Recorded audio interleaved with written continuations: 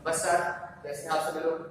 उम्मीद कर रहा हूँ बेहतर होंगे, ठीक है, और अपनी पढ़ाई स्टार्ट की होंगे, लगातार चल रही होंगी। तो इससे पहले वाले वीडियो में 2 चैप्टर आपके कंप्लीट हो चुके थे, ठीक है। अनंत लंबाई के चालक के बाहर आपने वैल्यू क्षेत्र पढ़ लिया था, तो वही अंतिम था। कुछ चीजें और भी थी, लेकिन जो नया सिलेबस आया उसके हिसाब से उतना ही है, ठीक है। तो आज से हम तीसरा चैप्टर स्टार्ट करेंगे, जो मित्तल वाली बुक है उस हिसाब से तीसरा चैप्टर है। वो क्या है, पार्ट का नाम क्या है, वैद्युत विभव, और जो पहले टॉपिक हम लोग पढ़ेंगे वो भी वैद्युत विभव है। तो हम लोग इस चैप्टर में वैद्युत विभव और विभवांतर के बारे में बात करेंगे, ठीक है। तो विभव क्या होता है, सबसे पहले हम इस चीज को समझने की कोशिश करेंगे कि विभव का आखिर मतलब क्या है। इस जो वैद्युत क्षेत्र पढ़ रहे हैं, तो वैद्युत क्षेत्र और आवेश जितने भी हम ये वैद्युत पढ़ रहे हैं, इसमें विभव का रोल क्या होगा, ठीक है। तो विभव का रोल वही होता है, जैसे कि अगर आप कहीं पे देखें, कहीं पे ऊंचाई पे पानी भरा है, तो पानी हमेशा किधर की तरफ बहेगा, जहां पे ऊंचाई कम हो, है ना।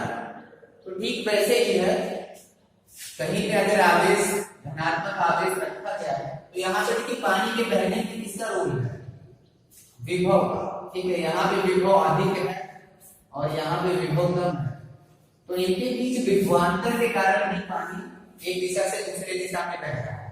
ऐसे ही अगर कहीं पे आवेश का प्रवाह होगा, तो आवेश का प्रवाह भी किस बात पर निर्भर करेगा, विभव पर। अगर दो बिंदुओं के बीच एक स्थान से दूसरे स्थान तक आवेश को प्रवाहित होना है, तो आप सबसे बड़ी जरूरी बात क्या होगी, उन दोनों बिंदुओं के बीच में विभव का अंतर होना चाहिए। मतलब मान लीजिए यहाँ पे कुछ विभव ए है, ये ए बिंदु है, ए पर विभव वी ए है और बी पर विभव वी बी है। तो कोई भी धनात्मक आवेश ए से बी तक तभी जाएगा जब V A greater than V B, ठीक है। स्वयं तभी जाएगा, अदरवाइज आप क्या कहते हैं, कार्य करके एक वैद्युत क्षेत्र लगा करके उसे एक दिशा से दूसरी दिशा में विस्थापित कर सकते हैं, विभव कम हो तब भी। लेकिन कोई भी आवेश स्वयं एक दिशा से दूसरी दिशा में या एक बिंदु से दूसरे बिंदु तक तभी जाएगा जब पहले वाले बिंदु पर जहां पर वो है वहां पर विभव अधिक हो और दूसरे वाले पर विभव कम हो। बात समझ में? तो विभव का काम क्या होता है, विभव के कारण ही वैद्युत क्षेत्र में आवेश का प्रवाह होता है, ठीक है। तो ये तो हो गया अपने विभव का काम समझा, ठीक है। अब हम समझते हैं कि विभव होता क्या है। तो विभव क्या होता है, आप वैद्युत क्षेत्र पढ़ चुके हैं, ठीक है। वैद्युत क्षेत्र में क्या होता है, वैद्युत क्षेत्र का मतलब क्या होता है, किसी भी एकांक धन आवेश पर लगने वाले, एकांक धन परीक्षण आवेश पर लगने वाले बल को क्या कहते हैं, वैद्युत क्षेत्र की तीव्रता कहते हैं, ठीक है। तो यहाँ पर मान लीजिए कोई आवेश है, क्यू आवेश है, इसके कारण कोई वैद्युत क्षेत्र उत्पन्न होगा जिसकी इतनी सीमा है, ठीक है।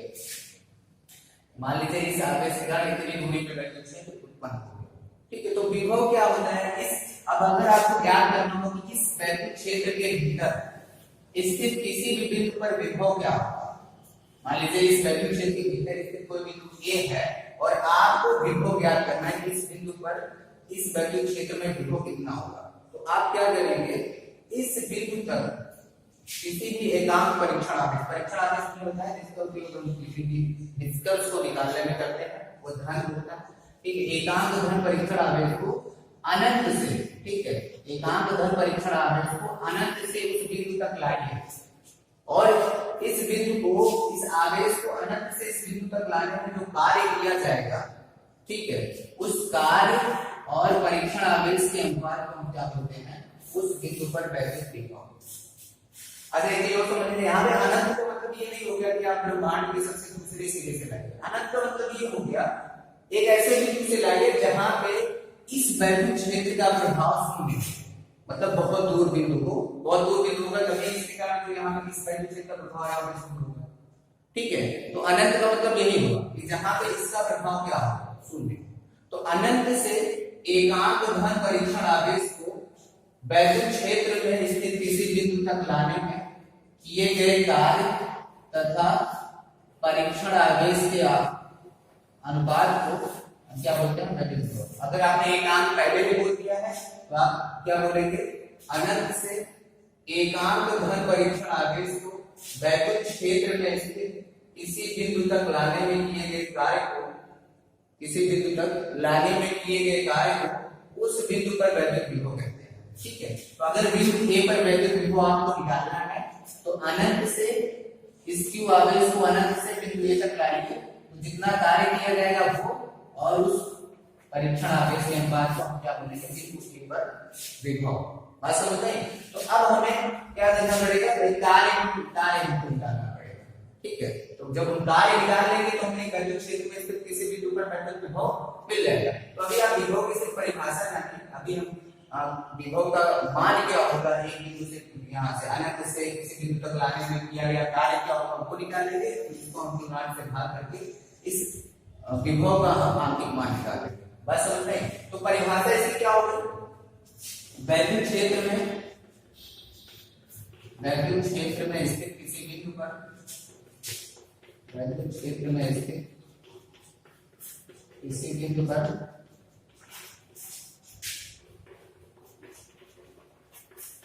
वैद्युत विभव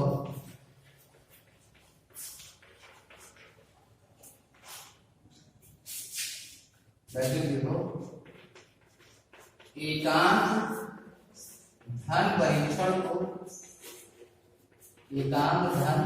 परीक्षण आवेश को अनंत से उस बिंदु तक लाने में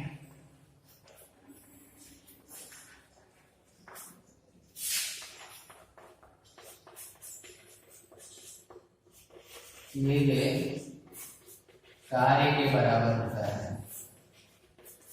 कार्य के बराबर होता है। ठीक है, तो विभव की परिभाषा आप लिख लीजिएगा। ठीक है, चित्र नहीं बना है कॉपी में आपको। ठीक है, तो ये विभव की परिभाषा हो जाएगी, आप लिख लीजिएगा इसको।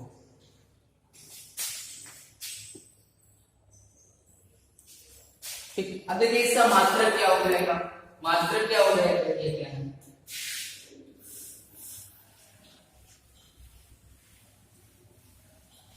यहाँ पे तो नीचे लिखिएगा यदि परीक्षण आवेश q0 को प्लस q0 को अनंत से वैद्युत क्षेत्र में स्थित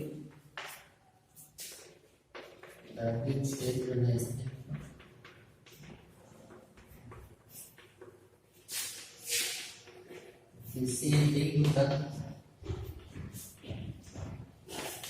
लाने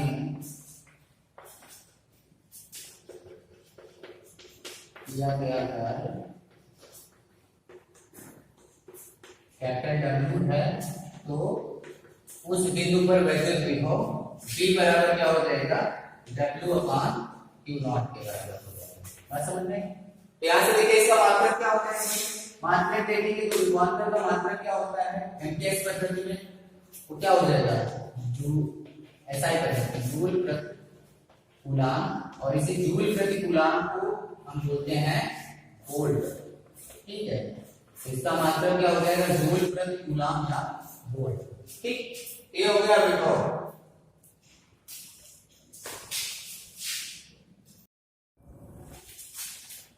अब इसके बाद जो अगला टॉपिक है वो है विभवांतर। ठीक है, विभव के बारे में आप पढ़ सकते हैं। विभव जो है किसी एक बिंदु के लिए परिभाषित होता है। ठीक है, अनंत से आप उस बिंदु तक किसी भी धन आवेश को ले आइए।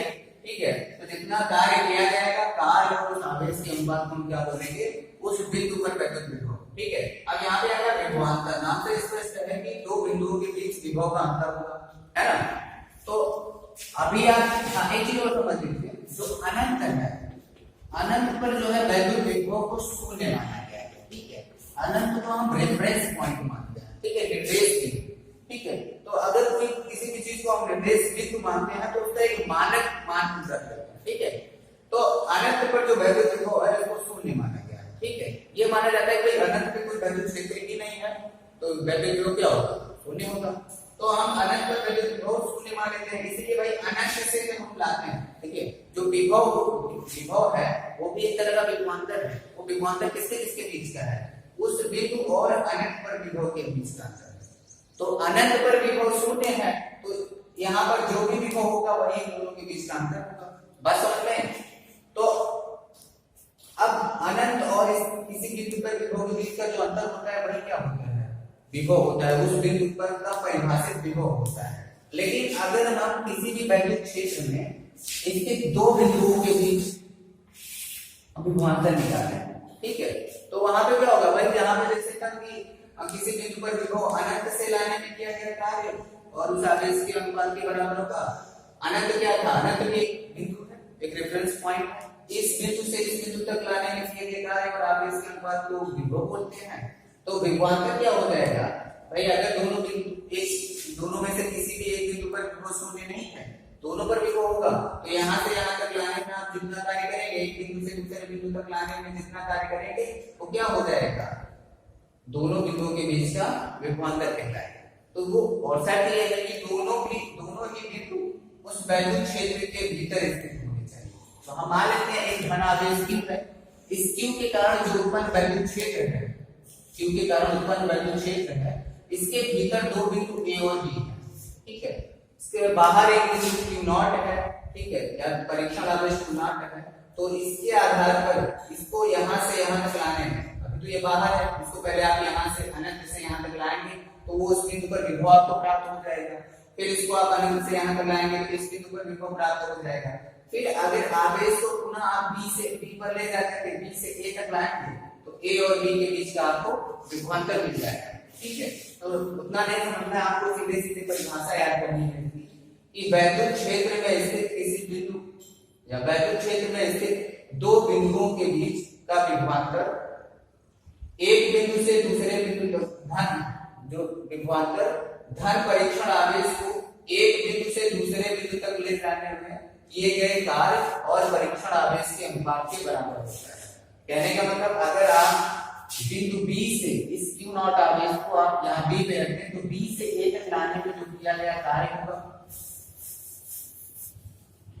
W और परीक्षण आवेश के अनुपात को हम A और B के बीच का रूपांतर बोलेंगे BA माइनस B। यहाँ पे आप ऐसे लिख सकते हैं अंतिम माइनस प्रारंभिक,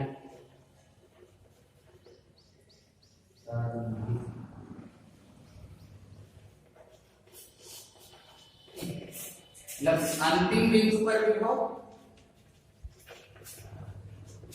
माइनस प्रारंभिक बिंदु पर विभव बराबर क्या होगा W अपॉन Q नॉट, ठीक है। तो यहाँ से अच्छा एक चीज और यहाँ पे ध्यान देने की होगी है, ये यहाँ पे लिखा है बाह्यकर्ता द्वारा एकांक दोष परीक्षण आवेश को वैद्युत क्षेत्र में एक बिंदु से दूसरे बिंदु तक ले जाने में किए गए कार्य को इन दो बिंदुओं के बीच विभवांतर कहते हैं। तो देखिए बाह्यकर्ता द्वारा कार्य, बाह्यकर्ता द्वारा, ठीक है, बाह्यकर्ता द्वारा कार्य तभी किया जाएगा जब क्या है कि भाई कहीं पे किसी चीज का विरोध हो रहा है। कहने का मतलब बाह्यकर्ता इस आवेश को यहाँ से यहाँ तक लाने में कार्य कभी करेगा जब VA का मान VB से बड़ा हो। बात समझ में आई? तो अगर यहाँ पे बोला जा रहा है बाह्यकर्ता द्वारा एकांक बल परीक्षण आवेश को वैद्युत क्षेत्र में एक बिंदु से दूसरे बिंदु तक लाने में किए गए कार्य को इन दो बिंदुओं के बीच का विभवांतर कहते हैं। तो कहने का मतलब ये है कि यहाँ पे जो बाह्यकर्ता है वो निम्न विभव से धन आवेश को उच्च विभव की तरफ ले जा रहा है। देखिए हमने आपको बताया है अगर जो आवेश होता है धन आवेश होता है तो उच्च विभव से निम्न विभव की तरफ प्रवाहित हो रहा है। अगर यहाँ पर विभव VA उच्च है VB निम्न है तो जो धन आवेश होगा वो स्वयं ही यहाँ से यहाँ तक चले जाएगा। इसका मतलब बाह्यकर्ता को किसी कार्य करने की जरूरत नहीं पड़ेगी, वो आवेश स्वयं चला जाएगा। यानी मतलब कार्य जो है बाह्यकर्ता को प्राप्त होगा, ना कि कार्य बाह्यकर्ता करेगा। बात समझ में? लेकिन यहीं पे अगर आवेश को निम्न विभव से उच्च विभव तक ले जाना हो, यहाँ से यहाँ तक ले जाना हो, तो बाह्यकर्ता को क्या करना पड़ेगा? कार्य करना पड़ेगा, इसको धक्का देना पड़ेगा, कुछ बल लगाना पड़ेगा, तो हमें क्या मिलेगा? कार्य मिलेगा। ठीक है, तो जो ये विभवांतर है दो बिंदुओं के बीच वो इसी बाह्यकर्ता द्वारा किए गए कार्य के लिए ही परिभाषित है, ना कि आवेश द्वारा किए गए कार्य। ठीक है, अगर यहाँ से यहाँ तक आवेश जाना है, A से B तक जाएगा तो आवेश स्वयं कार्य करेगा। यहाँ पे देखिए अगर आवेश जो है यहाँ अगर VA का मान निम्न है, VA का मान उच्च है और ये VB है, तो यहाँ से यहाँ तक जाएगा तो आवेश स्वयं का आवेश आएगा। लेकिन ये दो बिंदुओं के बीच का विभवांतर धनात्मक कभी होगा, ठीक है। या आप विभव को परिभाषित इस आधार पर करेंगे कि यहाँ पे विभव निम्न हो और यहाँ पे उच्च हो, तभी बाह्य कर्ता कार्य करेगा, अदरवाइज बाह्य कर्ता कार्य नहीं करेगा। तो बाह्य कर्ता द्वारा किया गया कार्य परीक्षण आवेश वही क्या कहलाएगा, इन दोनों बिंदुओं के बीच का विभवांतर, मतलब अंतिम बिंदु और प्रारंभिक बिंदु के बीच का विभवांतर। बात समझ में? अगर यहाँ पे ऐसा हो जाए कि अंतिम बिंदु का विभवांतर कम हो जाए, मतलब VA का मान कम हो जाए और VB का मान अधिक हो जाए, मतलब जहां पे बिंदु जो है परीक्षण आवेश प्रारंभिक बिंदु पर है वहां पर विभव अधिक हो और अंतिम बिंदु पर विभव कम हो जाए, ऐसा हो, ये VB हो जाए, ये VA हो जाए। तो यहाँ पे देखिए कार्य का मान क्या रहेगा, अगर ये छोटा है तो ये ऋणात्मक हो जाएगा, तो W भी क्या हो जाएगा, ऋणात्मक हो जाएगा। तो कहने का मतलब कार्य क्या आएगा, ऋणात्मक। कार्य ऋणात्मक होने का मतलब ये हुआ कि कार्य जो है कर्ता द्वारा ना किया जा करके कार्य स्वयं जिसका विस्थापन हो रहा है वही करता है, या कोई बाह्य कारक कर रहा है, ठीक है। मतलब कर्ता कार्य नहीं कर रहा है। अगर कर्ता कार्य करेगा तो वो धनात्मक आएगा और कर्ता पर कार्य किया जाएगा तो वो ऋणात्मक आएगा। तो बात समझ आई? तो यहाँ पे जो ये VA माइनस VB परिभाषित है वो बाह्य कर्ता द्वारा किए गए कार्य के लिए परिभाषित है। ये हो गया विभवांतर, ठीक है। तो इसको भी आप लिख लीजिएगा। तो आप विभव और विभवांतर के बारे में आज पढ़ चुके। अगले वीडियो में हम पढ़ेंगे आगे किसी वैद्युत क्षेत्र में अगर कोई बिंदु स्थित है, कोई परीक्षण आवेश किसी बिंदु पर स्थित है तो उस बिंदु पर विभव कितना होगा वो आपको हम ज्ञात करना बताएंगे, ठीक है। तो धन्यवाद।